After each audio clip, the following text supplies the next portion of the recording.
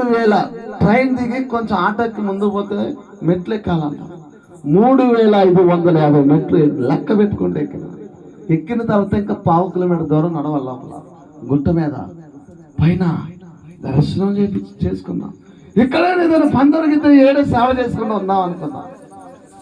కానీ అక్కడ ఫుట్పాత్ మీద పండుకుంటే నా బట్టలు అప్పటికి మార్చిపోయినాయి. తెల్ల మంచి బట్టలు వేసుకున్న వాడిని నీట్గా ఇది మంచోడు అంటున్నారు, బట్టలు మార్చిపోతే దొంగోడు అంటున్నారు.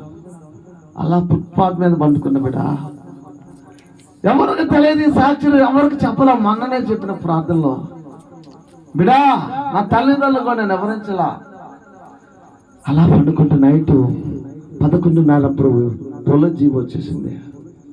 పోలీస్ జీబ్ వచ్చేసి పోలీసు వాళ్ళు చూశారు, బట్టలు చూస్తే మార్చిపోయింది. ఎక్కడి నుంచి వచ్చి నీ ఆధార్ కార్డు తీపాను నా దగ్గర ఆడినప్పుడు.